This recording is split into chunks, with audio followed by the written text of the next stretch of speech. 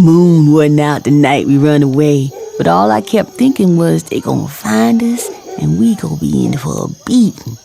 Maybe they kill us or send me or Calvin away. Maybe they take my baby.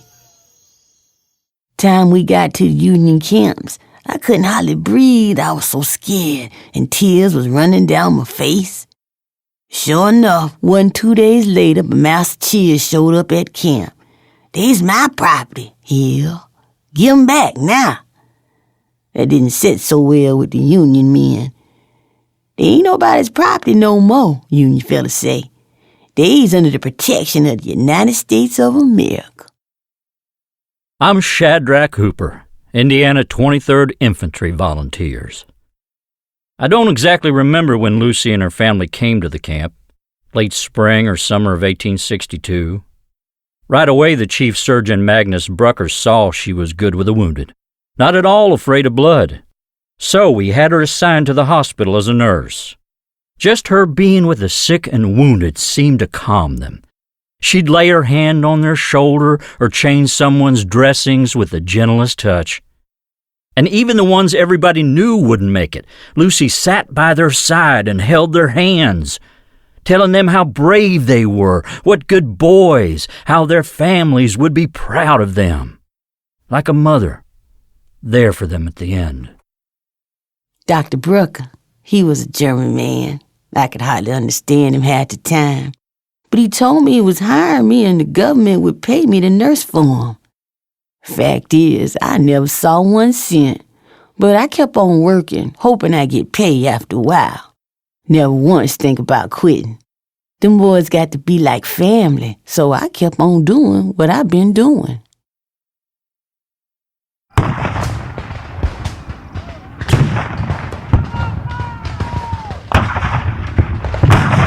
I try not to think much about Vicksburg. It was as close to hell as any of us had ever been. Fierce beyond fierce. Seemed like it would never end. But all those bad memories turn inside out whenever I think of Lucy's little girl. Her name was Mona. That child was bright as a ray of sunshine, always laughing and giggling. In the midst of all the heartache and suffering, she would dance up to me or sing a little song. Mona reminded me of all I'd left behind and what was waiting for me when I got home. When she got sick, Dr. Brucker let Lucy go nurse her little girl, but even that couldn't save the child.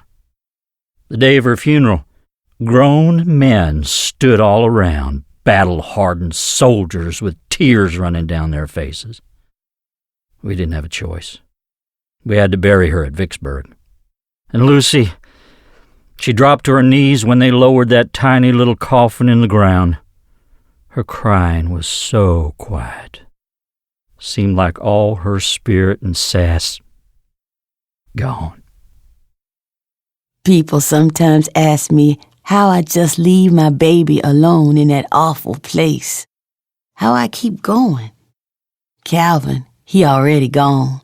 Signed up for the colored troops at Vicksburg and ain't never seen him again. Maybe what got me through was I seen death by that time, and one thing I know for certain, can't just lay down and give up. Only thing I know to do is keep moving and thank the good Lord I got legs to carry me. Lorenzo Emery here. I was with the Indiana 23rd too, and I can tell you anything you want to know about Nurse Lucy Higgs.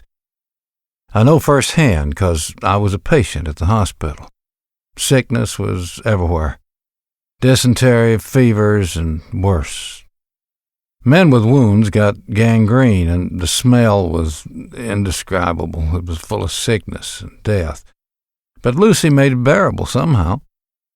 When she'd bring my medicine, I'd find an excuse to get her to sit down and talk to me for a while. She told me I had to fight to get better, and if I did, I'd make it. I guess you could say, along with nursing, she gave a lot of us hope. After the war, I didn't have no home. Some of my boys asked me to come home with them to New Albany, Indiana. I started out living in their homes, tending their families and such, then got me a husband, name of John, and even a house of my own.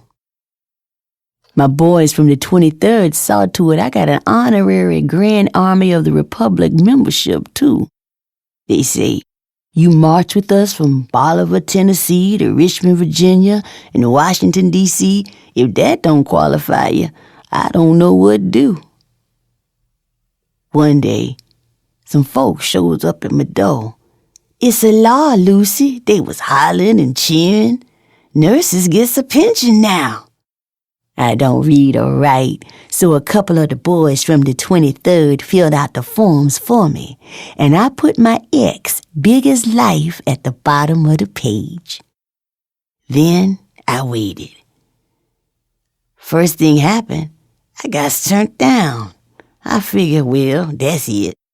Then 54 men from the Indiana 23rd signed a petition, and Congressman Zena, he got charged up and started fighting for me, too. A United States Congressman.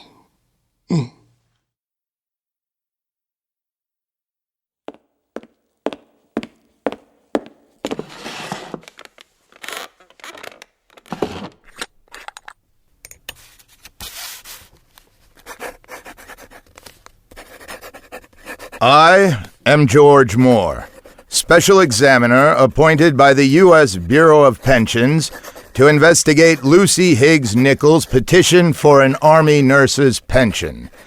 Although no official documents confirm Mrs. Nichols' hiring as a nurse, it is clear from numerous depositions and statements acquired by this investigator that she was indeed a nurse employed by Chief Surgeon Magnus Brucker of the Indiana 23rd Infantry Volunteers in the recent war.